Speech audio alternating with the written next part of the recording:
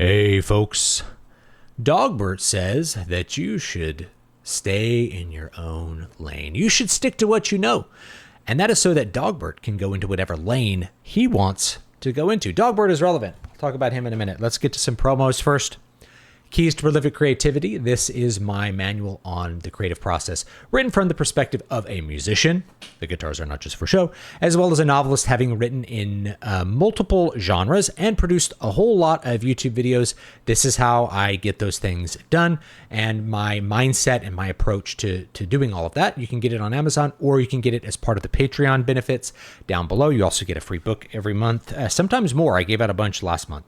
So King Leopard, that is also available. It will be blue if you get the new hardback or the new paperback, but it's the same content. Mighty Fantasy Tome. Check that out. Classic fantasy. Should you stick to your own lane? I obviously didn't. I have a music degree and I write books. So I did not stay in my own lane. And so if you've ever gotten the advice to stay in your own lane, I happen to think that's bad advice. And I'm not alone there. I think it's actually some of the worst advice that you can possibly take to heart. Dogbert. Dogbert is drawn by Scott Adams. Scott Adams draws the Dilbert comic strip. Chances are you don't know about Scott Adams from drawing the Dilbert comic strip. You know him from something else that he's done, and that's because he did not take this advice to heart either. He didn't take it to heart when he made the Dilbert comic strip. He wasn't an artist. He wasn't a comic artist. He wasn't like a Bill Watterson. He was a corporate guy, and he wanted to make a comic strip about corporate life, and it made a huge impact. He probably could have just kept doing that forever. I know that it had already made a big impact on corporate culture back in the 90s because I have Intel magazines that have Dilbert parodies from like 1997. So it had already made a big impact in the 90s. He probably could have kept doing that forever. He didn't. He branched out. He did novels. He did other kinds of books. I remember he came out with a book called Stick to Drawing Comics, Monkey Brain, which is about the topic of this video, right? This was a thing that people would say to him whenever he would write blog articles about whatever weird thing was on his mind. You may know Scott from the meme of him drinking the coffee after talking about some statistical things, right? You may know about him talking about persuasion. You may know him from Twitter. He is very ill and he continues to draw Dilbert, which means he's got a pretty good process for how that works. Terminally ill. But he's made a big enough impact to get a call from the president about the president trying to find a way to help him get treatment for his prostate cancer, not the good kind, according to him. So he did not stick to his lane, and chances are you know of who he is because he didn't stay in his lane. He didn't stay in his lane when he made the Dilbert comic, and he didn't stay in his lane after he became successful with the Dilbert comic. He had a career as a public speaker. He had a career in YouTube, right? He's done so many different things. So one of the worst pieces of advice you can take to heart is stay in your lane. Most of the time, though, it's not, even when it's well-meaning, it's bad advice. But most of the time, it's just a piece of sophistry. It's a non-argument. It's trying to get somebody to shut up without having to refute anything they've said. And I think it works on a lot of normal people because they perceive strangers online as real people, even though the opinion of strangers has zero impact on their life and shouldn't be taken too seriously. Stay in your lane. Stop saying what you're saying. I don't like saying what you're saying. Some cases, people are so disconnected from what they're even talking about with their lane that they'll tell people that they should stay in their own lane, and it's like you need to stop talking about games, and it's like a major game developer saying that. It's like I was the producer of this video game. What do you mean I'm a tourist? I like made the games you play, right? The opposite of a tourist. But people use that to try to get people to shut up. The main thing I really want to talk about, though, is that it's not good advice. You should branch out. I have a music degree. The guitars are not just for show, okay? I was a performer on classical guitar. There's no classical guitars on my wall, right? So I play mostly electric guitar now.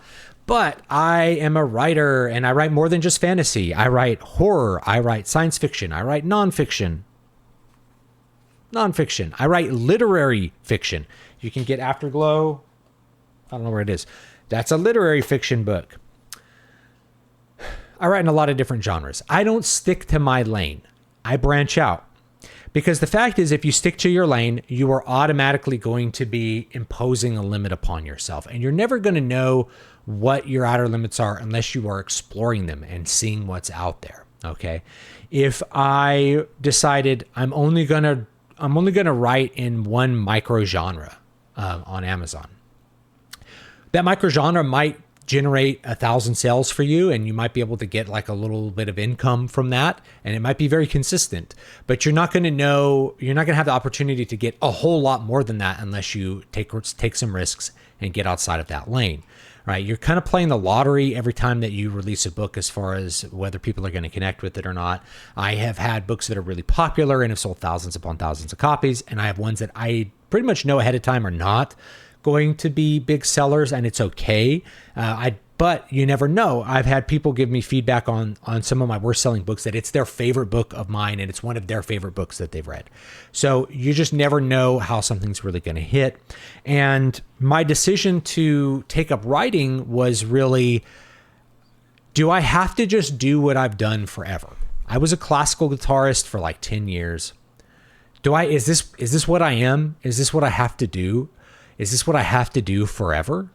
And I came to the conclusion that that was not the case, that I could do whatever I wanted to do, and I could be whoever I wanted to be, and I could change those things if I wanted to change them. And I could do more than one thing. I could be good at more than one thing. I could be a writer and a musician. I could be an artist too. I could be any of these things, and I knew the path towards achieving them. In fact, I talk about it in this book, Keys to Prolific Creativity. The path to being those things is to do them. And by doing them, you gain practice at them. How did I get good at just talking into a camera? No script. I don't do scripts, guys. People are always like, yeah, time to script and edit this. There's no edits. Do you see any edits? There's no edits. There's no script. I just talk. Why am I good at this? I have a lot of practice. I've done it like 1,000 times. And before that, I was a lecturer, right? I've done the talking thing a lot. And eventually you get pretty good at it by practicing. So I knew that I could get good at writing by practicing and by executing the process that I had started to learn. Really, it took me 10 years to adequately, fully learn a creative process for playing music. I know that sounds crazy. Like, how did you not figure that out? If you were making money as a classical guitarist, how did you not have it figured out? Well, I knew how to practice and get a piece to performance, but I didn't know like how to do really long-term stuff, like manage my career over the long term, like manage my repertoire or my compositional stuff or learning new skills. I had settled into just grinding out repertoire for a long time, and I became very dissatisfied with that, and I had to reevaluate that. I learned a lot from bodybuilding. I talk about it in here. It's the same process, right? You show up to the gym every day, your body becomes whatever you do to it every single day, right? You become what you do. You are not some internal being that's set in stone and that's all that you are. In fact, this is related to, and Scott Adams, I believe, has said this as well, some of the worst advice you can ever take is to be yourself. Why is this bad advice? First of all, you have to think about what yourself is. This has built into it an assumption that you just are something internally that can't ever be changed or fixed. It can't ever be changed. It can't ever be altered. Whatever's broken about you will be broken forever. And there's also like a Gnostic element. Like you have some internal gnosis of who and what you are that is going to determine what you ought to do. This argument goes through lots of things in our culture, which we don't need to get into in this video, but I'm sure you can think of more than a couple of big topic issues that come from the thing that I am this thing and that makes me have to do a thing outside of me, right? You aren't born liking anime. So if you have a core component of your identity that is liking anime and you need other people around you to like anime, you may find that it's a rather lonely existence. You say, well, this is who I am. Who I am is an anime fan. I'm an otaku. No, you're not. Well, you are because that's what you do, but you can change that. You can change about what you talk about with others. You can change what you consume and what you think about. Lots of the things that you think of as set in stone for yourself are changeable, and they're especially changeable over time. This isn't to say that like your preferences are always up to you or that personality can be altered at a whim. That's not what I'm saying at all. I'm not a big believer in the blank slate at all, especially now that I have children. I'm much less of a believer in the blank slate. But if you have an eternal desire to do something, then you can do that. It's not too late to change the path you're on, right? That's a Led Zeppelin thing. So I want to communicate that to you. If you are like, man, I really want to be an artist. I wish I could do art. Well, go do it. Pick up a pencil and practice and learn how to do it. I want to be a writer. Okay. What does that mean? It means that you need to be writing. Right? Open up the word processor, start writing, start coming up with some stories, start doing it. And by doing it, you're going to learn the best way that you know how to do it and the way that you're able to complete the projects. And I have all that in this book. Okay. A lot of that stuff's in this book.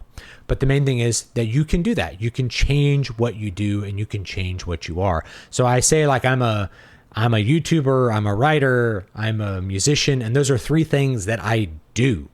And not all of them I did forever. Right? I wasn't born a musician. I was born and I did like band and choir, and then I picked up guitar, and then eventually I was a music major, and then I was doing it. Then I was a musician and I was performing and I was gigging and doing that stuff.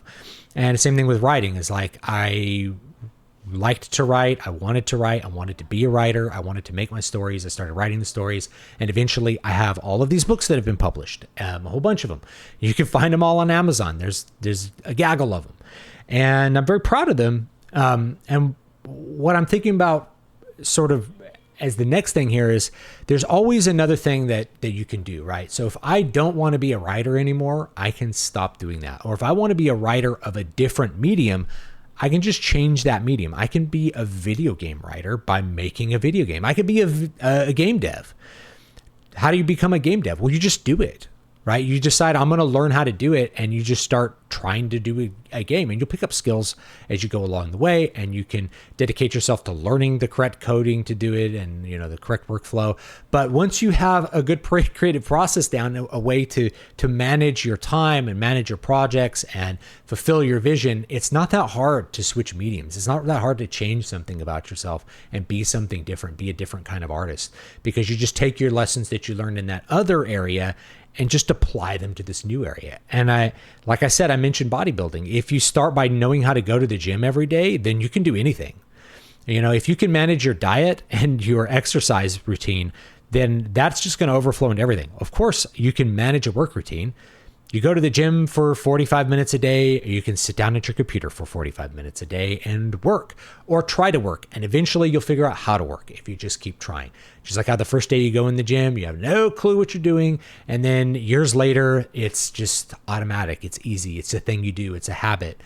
And that can drive a lot. Now, for me, what drives a lot about what I do is not the process. The process is like the foundation. This is the road that you travel to get where you're going. But you have to decide where you're going. So when I think about a book, when I think about designing a book, I'm not just writing until a book appears. I plan the book. I think about the book. I think about how the book relates to my other books.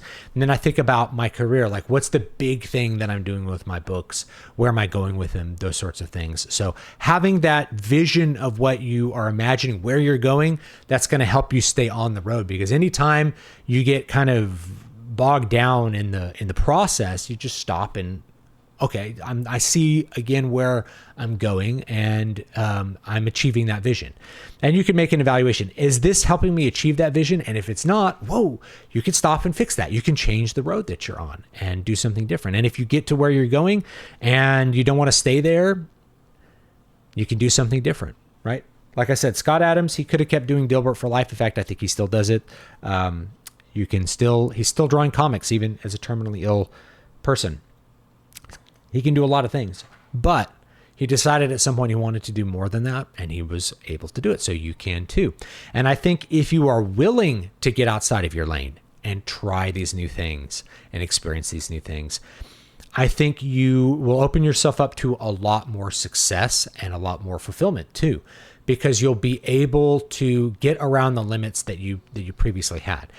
Because the fact is, whatever you achieve, that starts to become like your set point. And I talked about this in another video, right?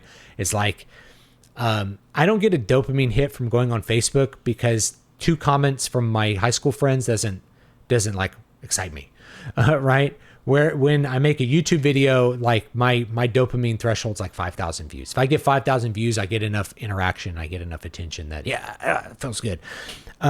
So you get kind of set there, but 5,000 views is not a lot in the grand scheme of things. So if I wanted to get more than that, then it'd really be about, okay, I can change what I do on YouTube. I can be a different kind of YouTuber. I'm talking about creative productivity here, but I can talk about something else. I can talk about drama and be a drama YouTuber if I want to be, or I can be a gaming YouTuber and just change what you're doing and do that other thing. So that's something that I think about now, like with YouTube, is like, what do I want to do? Do I want to do something different? I don't have an answer right now, but I know a lot of you already are interested in, creativity and books and music and that kind of stuff. And so I want to give you this piece of life advice. Maybe you're new and you haven't ever had someone tell you that to stay in your lane and write what you know is like some of the worst advice. So, by the way, for writers, write what you know is like the worst advice anyone can ever give you. Actually, that's not true. I think I said the worst advice was someone was like, you need to write your characters so that you don't know what gender they are, so people can project onto it whatever gender they happen to be. And I'm like, that's terrible because gender's a deep part of our identity. That would be like writing a character with no identity. Like it would just be weird. It'd be like an actual blank slate. It'd be an interesting postmodern sort of approach to writing, but not one that I would write for genre fiction, right? That was my point. So, but one of the worst things that you could take to heart is that you should write what you know, because chances are if you're a writer or anyone, right? Most people have not had such an adventurous life that they can write a book about the adventures that they've had and write many books about their adventures, right? We're not Conan. Like Robert E. Howard did not live a super adventurous life, but he wrote great adventure stories because he knew how to write good adventure stories. Did Shakespeare have a very adventurous life? No, he had a pretty basic, boring, productive life, and one that really made a mark on the ages through its variety and its depth, right? So as a writer, did he know about Julius Caesar? Well, he had to know enough about history to write the tragedy of Julius Caesar. And the thing is, if you don't know something, you can learn it. I wrote a samurai novel. Where is it? It's around here somewhere. I don't know.